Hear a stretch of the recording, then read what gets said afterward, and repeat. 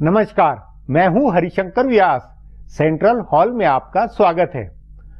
प्रधानमंत्री नरेंद्र मोदी नौकरशाही को लेकर अपने रुझान, अपनी कसौटियां बता चुके हैं। पीके सिन्हा का कैबिनेट सचिव बनना एक मतलब लिए हुए हैं, तो सीवीसी और सीआईसी के नए चेहरे भी मतलब रखते हैं। विदेश सचिव के नाते जयशंकर या सीबीआई और आईबी के डायरेक्टर और गुजरात के अफसरों का दिल्ली आना उनकी राजकाज बुनावट के संकेत है। सरकार में फिर मंत्री समूह की अप्रोच भी महत्व पा रही है। यह तरीका मनमोहन सरकार की पहचान थी, मतलब फैसला टालना है तो मंत्री समूह बना दो। जब मोदी सरकार सत्ता में आई तो यूपीए सरकार के बनाए 18 मंत्री समूह और 9 अधिकार संपन्न EGOM खत्म किए। सरकार ने मैसेज दिया कि टालम टूल नहीं होगी, फैसला होना है तो फटाफट कैबिनेट बैठक में होगा। मंत्री समूह बनाकर आगे और विचार के नाम पर फैसला टलेगा नहीं। लेकिन अब मंत्रियों की अनौपचारिक कमेटियां बन गई है, जिन्हें कई मुद्दों पर नीतिगत राय बनानी है। बाल मजदूरी, BIS संशोधन बिल, महिला विधेयक के राष्ट्रीय आयोग संशोधन जैसे मसलों में मंत्री समूह बने हैं। फर्क यह है कि मोदी सरकार में यह काम बिना औपचारिक आदेश के है, मतलब पूरी तरह मनमोहन सरकार का ढर्रा भी नहीं है। जाहिर है, राजकाज की शैली, सोच को लेकर कई तरह के संकेत है। आज इस पर चर्चा है, मगर उससे पहले गपशप और खास सुर्खियां। शुरुआत सियासी गपशप से करते हैं।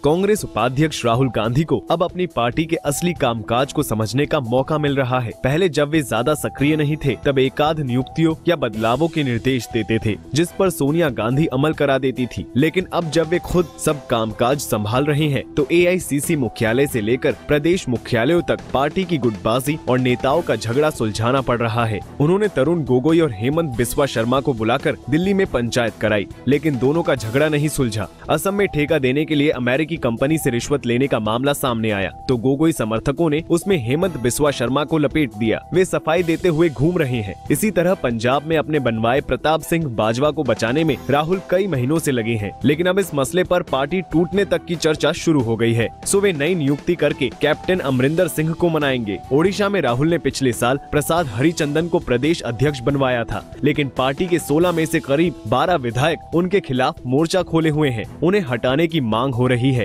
ऐसे ही जम्मू कश्मीर में गुलाम अहमद मीर को अध्यक्ष बनाने के खिलाफ गुलचैन सिंह चरक सहित 3 बड़े नेता इस्तीफा दे चुके हैं। झारखंड के प्रदेश अध्यक्ष सुखदेव भगत, हरियाणा में अशोक तंवर और उत्तर प्रदेश में निर्मल खत्री के खिलाफ भी जबरदस्त खेमेबंदी है।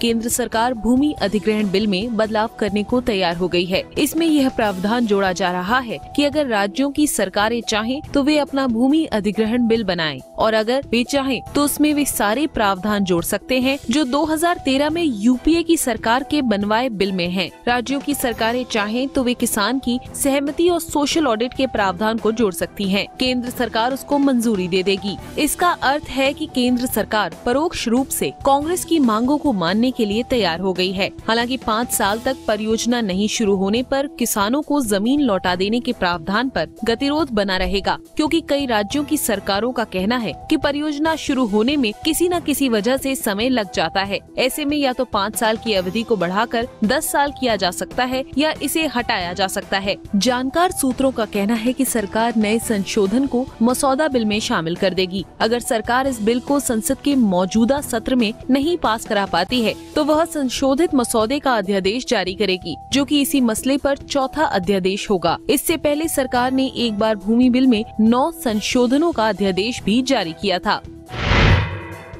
भाजपा और दूसरी प्रादेशिक पार्टियां प्रदेशों में गजब गैर कांग्रेसवाद की राजनीति कर रही है। हैरानी की बात यह है कि बिहार में सत्तारूढ़ जनता दल यू का कांग्रेस के साथ तालमेल है। इसके बावजूद सरकार और जदयू दोनों गैर कांग्रेसवाद की राजनीति कर रहे हैं। बिहार, उत्तर प्रदेश, हरियाणा, झारखंड आदि राज्यों में गैर कांग्रेसवाद की राजनीति जेपी आंदोलन और इमरजेंसी के नाम पर हो रही है। बिहार सरकार ने इमरजेंसी के दौरान जेल गए लोगों को मिलने वाली पेंशन और दूसरी सुविधाएं बढ़ाने का पिछले दिनों ऐलान किया। बिहार कांग्रेस के कई नेता इस बात से हैरान परेशान हैं कि ऐसी स्थिति में वे राजद और जदयू के साथ कैसे राजनीति कर सकते हैं, लेकिन कांग्रेस आला कमान को लगता है कि इसकी चिंता नहीं है। इसी तरह पिछले दिनों उत्तर प्रदेश में अखिलेश यादव की सरकार इमरजेंसी के दौरान मीसा के तहत गिरफ्तार लोगों की पेंशन दोगुनी करने और उनकी सुविधाएं बढ़ाने का ऐलान किया। भाजपा शासित राज्यों में तो ये काम बहुत बड़े पैमाने पर हो रहा है। हरियाणा की मनोहर लाल सरकार ने भी जेपी आंदोलन में हिस्सा लेने वाले और जेल काटने वालों की पेंशन,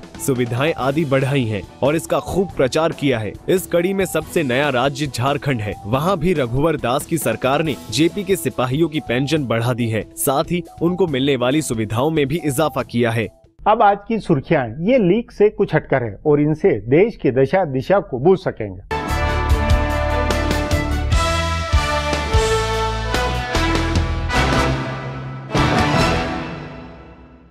संसद के मॉनसून सत्र के दूसरे दिन ललित मोदी मुद्दे को लेकर कांग्रेस सदस्यों के जोरदार हंगामे के कारण दोनों सदन को कल तक के लिए स्थगित कर दिया गया। आज लोकसभा में हंगामे के कारण प्रश्नकाल नहीं हो सका और सदन की कार्यवाही बार बार स्थगन के बाद सदन को कल तक के लिए स्थगित कर दिया गया। उधर राज्यसभा में भी कार्यवाही शुरू होते ही हंगामा शुरू हो गया, जिसके चलते सदन को बार बार स्थगन के बाद कल तक के लिए सदन को स्थगित कर दिया गया। लोकसभा में आज सदन की कार्यवाही शुरू होते ही कांग्रेस उपाध्यक्ष राहुल गांधी समेत कांग्रेस के सभी सदस्य अपनी बाह पर काली पट्टी लगाकर आए थे और अपने हाथों में तख्तियां लेकर ललित मोदी प्रकरण को उठाते हुए सुषमा स्वराज का इस्तीफा मांगते हुए अध्यक्ष के आसन के समीप आकर नारेबाजी करने लगे, जिसके कारण लोकसभा अध्यक्ष सुमित्रा महाजन ने कहा कि काली पट्टी या काला झंडा लगाना उचित नहीं है, वे इस पर ध्यान दें और ऐसा न करें।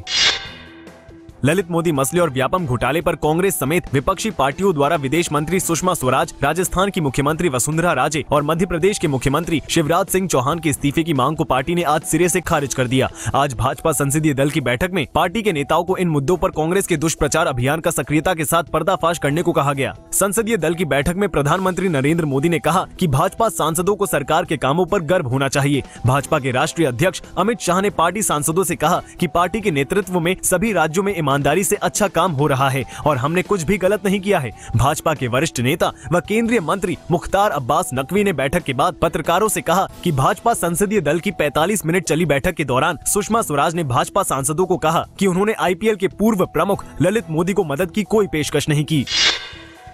ललित मोदी प्रकरण में घिरी विदेश मंत्री सुषमा स्वराज ने आज एक नया खुलासा किया है। उन्होंने कहा कि कांग्रेस के एक नेता ने उनसे कोयला घोटाले के आरोपी संतोष बागरोडिया को राजनयिक पासपोर्ट देने के लिए दबाव डाला था। हालांकि उन्होंने उस कांग्रेस नेता का नाम नहीं बताया। सुषमा ने कहा कि उस नेता का नाम वो संसद में बताएंगी। उन्होंने कहा कि कांग्रेस का एक वरिष्ठ नेता कोयला घोटाले के आरोपी संतोष बागरोडिया को राजनयिक पासपोर्ट देने के लिए मुझ पर बहुत अधिक दबाव बना रहा था। गौरतलब है कि कोयला घोटाले के मामले को देख रही विशेष अदालत ने पूर्व कोयला राज्य मंत्री बागरोडिया को कल ही आरोपी के रूप में समन जारी किया था। ललित मोदी मसले और व्यापम घोटाले विवाद में घिरी भारतीय जनता पार्टी ने कांग्रेस पर पलटवार किया है। भाजपा ने उत्तराखंड के मुख्यमंत्री हरीश रावत का इस्तीफा मांगा है। भाजपा की वरिष्ठ नेता व केंद्रीय मंत्री निर्मला सीतारमण ने हरीश रावत पर आरोप लगाते हुए कहा कि उत्तराखंड में बाढ़ के दौरान मुख्यमंत्री के निजी सचिव ने शराब लाइसेंस के लिए घूस ली थी। उन्होंने कहा कि उनके पास घटनाक्रम का स्टिंग ऑपरेशन है। इस बीच उत्तराखंड के मुख्यमंत्री हरीश रावत ने कहा कि हम स्टिंग ऑपरेशन की विश्वसनीयता की जांच करेंगे। रावत ने अपने निजी सचिव का बचाव करते हुए कहा कि वो एक ईमानदार व मेहनती अफसर हैं। फिलहाल अब एक ब्रेक है, फिर खुलासा होगा।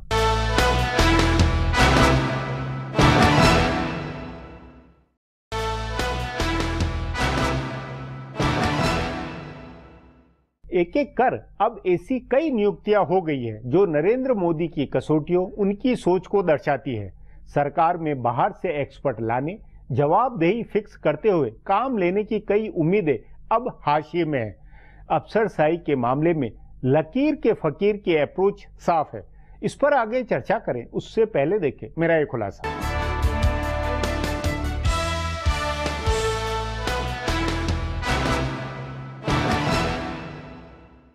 प्रधानमंत्री नरेंद्र मोदी ने अपनी पहली नियुक्ति में जोरदार धमक दिखाई थी। उन्होंने अध्यादेश लाकर नृपेंद्र मिश्रा को अपना प्रमुख सचिव नियुक्त किया था। इससे यह संकेत गया था कि प्रधानमंत्री पुराने ढर्रे पर काम नहीं करेंगे। वो वैसे लोगों को लाएंगे जिन पर उनका भरोसा है और जो काम के लायक हैं। लेकिन बाद में संभवतः ऐसी कोई नियुक्ति नहीं हुई। कम से कम नियुक्तियों के मामले में सरकार रूल बुक के हिसाब से काम करती रही। सीबीआई प्रमुख के तौर पर अनिल सिन्हा की नियुक्ति हो या पीके सिन्हा का कैबिनेट सचिव बनना हो, हर जगह सबसे वरिष्ठ अधिकारी को नियुक्त किया गया। हाँ, गुजरात के अफसर जरूर बड़ी संख्या में दिल्ली आए हैं और पीएमओ से लेकर केंद्रीय जांच एजेंसी सीबीआई और महत्वपूर्ण मंत्रालयों में उनकी नियुक्ति हुई है। लेकिन मोटे तौर पर यह मैसेज गया है कि प्रधानमंत्री को इस नौकरशाही से काम लेना है, इसलिए वे इसे नाराज नहीं करना चाहते हैं। इसी तरह प्रधानमंत्री बनने के बाद नरेंद्र मोदी ने मंत्री समूह और अधिकार प्राप्त मंत्री समूहों को भंग कर दिया। मनमोहन सिंह की सरकार के समय दर्जनों की संख्या में ऐसे मंत्री समूह बने हुए थे। उनसे फैसले टालने में आसानी होती थी।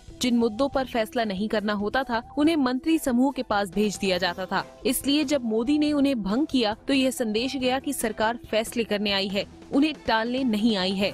लेकिन धीरे धीरे अनौपचारिक रूप से मंत्री समूह वाला ढर्रा लौट आया। सरकार ने आधिकारिक रूप से मंत्री समूह नहीं बनाए हैं, लेकिन अनौपचारिक रूप से कई ऐसे समूह बनाए हैं जो जरूरी मसलों पर विचार कर रहे हैं। कैबिनेट और कैबिनेट मंत्रियों से अलग इन समूहों की भी फैसलों में भूमिका बन रही है। कामकाज के मामले में तीसरा पहलू विशेषज्ञों के जरिए काम कराने का है। नरेंद्र मोदी के बारे में माना जा रहा था कि वे नेताओं के बजाय अधिकारियों और विशेषज्ञों की मदद से नीतियां बनवाएंगे और उन पर अमल भी करवाएंगे। लेकिन यह मामला भी अब ठंडे बस्ते में है। अमेरिका में रहे मशहूर अर्थशास्त्री अरविंद पनगड़िया को नीति आयोग का उपाध्यक्ष बनाया, लेकिन अभी तक उनके कामकाज की कोई झलक नहीं मिली है। ऊपर से सरकार ने पनगड़िया का दर्जा बढ़ाकर कैबिनेट मंत्री का कर दिया है। पहले भी योजना आयोग के उपाध्यक्ष को यही दर्जा मिला होता था। रिजर्व बैंक के गवर्नर रघुराम राजन विशेषज्ञ हैं। उनको यूपीए सरकार ने नियुक्त किया था, लेकिन मौजूदा सरकार उनके साथ भी काम नहीं कर पा रही है। उनकी अड़ंगेबाजी से कई अहम फैसलों पर टकराव हुआ है।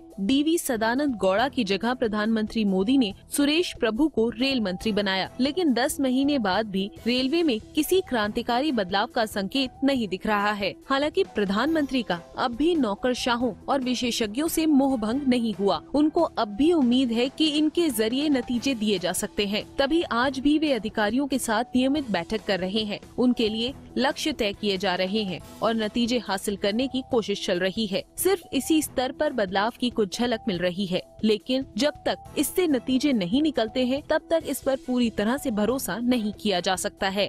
अब एक ब्रेक है, उसके बाद नौकरशाही के प्रति मोदी सरकार की अप्रोच पर चर्चा करेंगे।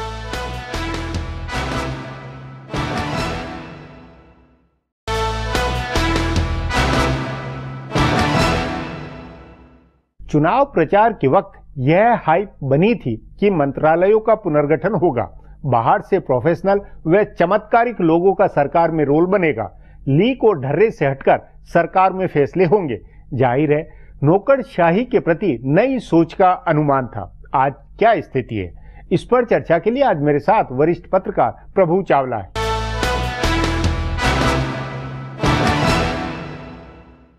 प्रभु जी, मोदी सरकार के शुरुआत के 6 महीनों में ये खबरें बहुत थी कि ब्यूरोक्रेसी बहुत कस गई है, अफसर बहुत काम कर रहे हैं, देर देर रात तक मीटिंगें होती है रहता, लेकिन अब सब कुछ नॉर्मल, सब कुछ ढर्रे पे बनता हुआ ये माहौल आप महसूस नहीं करते हैं? नहीं, ऐसा फील जरूर होता है कि कोई चेंज नहीं हुआ। जो उन्होंने कहा था कि मिनिमम गवर्नमेंट मैक्सिमम गवर्नेंस वाली बात जो थी वो अभी डिलीवरी सिस्टम में दिखाई नहीं दे रही है। परंतु ये बात सच है कि इतनी बड़ी ब्यूरोक्रेसी जो 10 साल कांग्रेस सरकार का रहा है उसको डिसमेंटल करना, उनके माइंड सेट को चेंज करना, इसमें अपना समय लगता है। अब कब लगभग 60 के करीब सेक्रेटरी बदल दिए हैं जब से ये आए हैं। कुछ रिटायर हो गए हैं, कुछ बदले गए हैं, कुछ को घर भेज दिया गया है। परंतु अभी भी ये लगता है कि जो बिजनेस कंडक्ट रूल्स हैं जिसमें अकाउंटेबिलिटी होती है, कैसे फाइल चलती है, उसके ऊपर माइन्यूट डिटेल के अंदर मोदी साहब अभी तक गए नहीं है। कि इतना टियर सिस्टम है, 5 टियर सिस्टम है कि फाइल सक्सेशन से मूव होगी, ज्वाइंट सेक्रेटरी पर डिप्टी सेक्रेटरी जाएगी, डिप्टी सेक्रेटरी से डायरेक्टर के बाद जाएगी, डायरेक्टर के बाद ज्वाइंट सेक्रेटरी के बाद जाएगी, फिर एडिशनल सेक्रेटरी के बाद जाएगी, फिर सेक्रेटरी के बाद जाएगी, फिर मिनिस्टर के बाद जाएगी, फिर प्राइम मिनिस्टर के बाद जाएगी। तो 12 लोगों को एक फाइल देखनी पड़ती है। उसके अंदर अभी तो कोई परिवर्तन उन्होंने किया नहीं है कि कट डाउन जो करना रेड टेप को, जो उन्होंने कहा था मैक्सिमम गवर्नेंस देंगे, और कुछ बाबुओं की संख्या भी कम नहीं हुई है। अभी ये हुआ कि ब्यूरोक्रेसी ये चाहती है ये एक पेड़ जंगल की आग की तरह है, बड़ी जल्दी फैलती है। तो अपने लोगों को बनाना, कितनी सारी कमेटियां अपॉइंट, जैसे रेलवे के अंदर भी 12 कमेटियां काम कर रही हैं अभी भी, तो 12 कमेटियां क्या करेंगी, एक ही काम दूसरे को दे जा रही हैं। किसी और मिनिस्ट्री में देखा, फाइनेंस मिनिस्ट्री के अंदर देखें, रिटायर्ड सीबीआई के ऑफिसर वहां डिवाइजर बने हुए हैं, उनका क्या काम है समझ नहीं आता मेरे को। दफ्तर दे रखा है, इतना बड़ा रेफरेंस दे रखा है, तो उनका काम ये कि फाइलें रोकना। जब अफसर बैठा रखा है तो उस अफसर को काम भी देना पड़ेगा। तो मोदी का जो फॉर्मूला था कि डायरेक्ट गवर्नेंस होनी चाहिए, उन्होंने कहा कि टीम मेरे से डायरेक्ट बात करो, फुर्ती से काम फटाफट निपटे, भाई मेरे से डायरेक्ट बात करो, फोन उठाओ बात करो, ईमेल भेजो, सबको कह दिया गया। परंतु बाबू को यह लगता है कि अभी भी वो डर बना हुआ है सीबीआई का।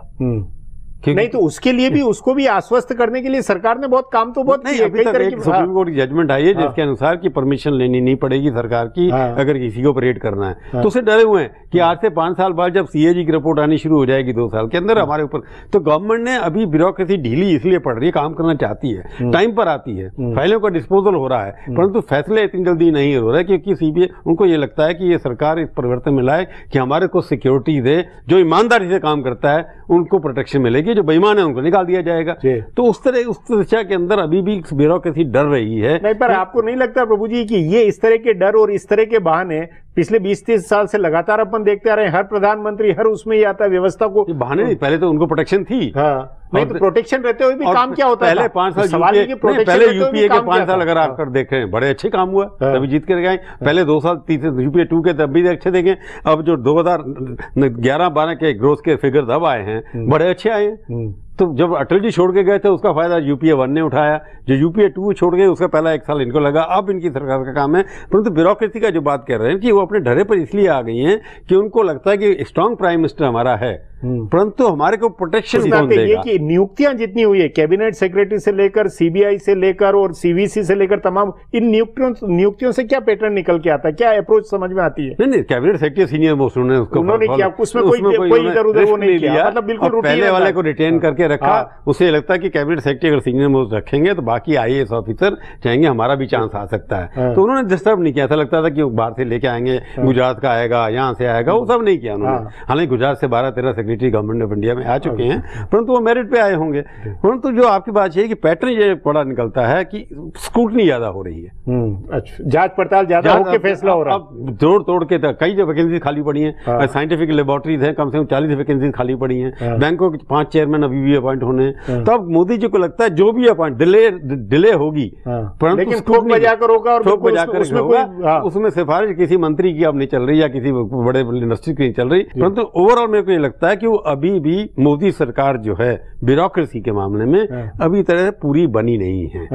ढांचा खड़ा हो गया। नहीं, उसमें एक ये था कि सरकार के आने से पहले ये था कि एक्सपर्ट को ज्यादा लाएंगे, बाहर से जानकार, और वो मिनिस्ट्रीज में मतलब पुनर्गठन होगा और कई चेंज होगा, बुनियादी फंडामेंटल स्ट्रक्चर बदला जाएगा। ये तो कहीं कुछ अब इसकी संभावना खत्म है या नहीं? नीति आयोग बनाया, विजिलेंस कमीशन में पहली बार हुआ इतिहास के अंदर कि जिसमें कोई भी आईएएस ऑफिसर नहीं है। 7,000 आईएएस ऑफिसर हिंदुस्तान में काम करते हैं और लगभग 6,000 रुपए आईपीएस के लोग भी हैं। आईपीएस का वहां पर एक आदमी है, एक बैंकर है और एक अपना रेवेन्यू सर्विस का है। तो रेवेन्यू सर्विस का आदमी, इसका आईएएस बिरादरी में मैसेज गया होगा। जो चेयरमैन बना है उससे सीनियर लोग कैबिनेट सेक्रेटरी है, तो अब उन्की रिपोर्ट वो लिखेगा, तो इसके डिमोरलाइजेशन भी हो सकता है, फायदा भी हो सकता है।